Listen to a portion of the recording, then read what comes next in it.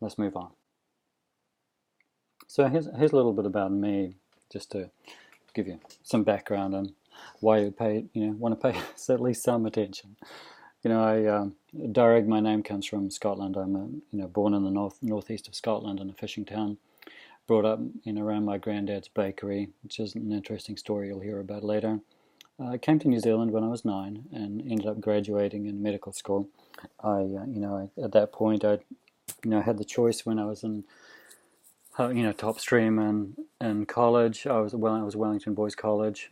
I figured that I could either do dentistry, law, medicine, or be a vet. That's kind of felt like my choices. Engineer, I wasn't really that interested. So looking ahead at the professions, that's kind of what I was looking at as a choice. And I chose, worked out my choice by, exclusion. It's like, well, law was first to go. I thought that seemed way too boring for me. Then dentistry was the next to go because I hate inflicting pain on people, and my experience of dentists in the 1960s was not not a nice experience. And then it just got down to, do I want to work with people or animals? And I love people. I mean, I love animals as well, but people is what really turns me on. I love people. I love getting to know people and helping people. So that's where I decided to choose medicine. Not necessarily a great way to choose a career, and I didn't really realize that till later, is that I just really couldn't find a home for myself in medicine. That was me graduating there in 1978, so you can see that picture there. And I found I was terrified of hurting people, and I saw a lot of possibility to do that. I had some real concerns over what we were actually doing with people. I didn't actually know for sure whether we were really helping people. I had some major question marks around that, and I felt like we just needed to find out some simple things to help us live lives better.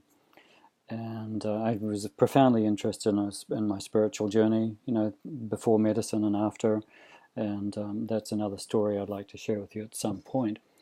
But that whole spirit-mind-body connection really fascinated me. The whole idea that a healthy mind could, participate in the process of creating a healthy body, but also coming to terms with the fact that, if your body was healthy, then you would more likely have a healthy mind. So I see those two arrows, green lines, are supposed to connect to each other. I just couldn't figure out how to do it on with this technology, so they look like a little heart, but they're intended to. So I left it like that, but they're intended to help you see that one leads to another.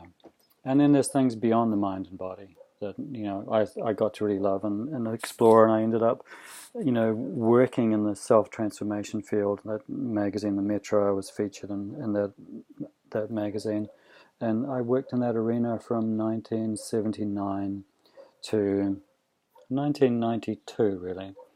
And so a decent amount of time, saw some amazing things, but my real focus has really, when I think about my life, it's really been to help people simplify life's lessons so they can liberate themselves more. And what I've created as an acronym for LIBERATE is to help you achieve your life, help it get into balance so that it can expand, radiate, and touch everyone. And partly I think that's the journey we're all on. We all want to have that deep connection to life that then expands. And this is my way of dropping the ripples dropping a pebble into a pond and seeing the ripples expand and touch people.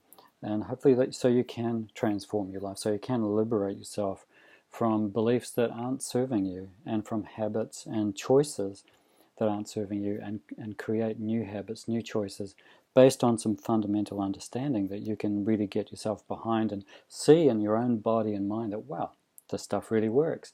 And then you can share it with other people.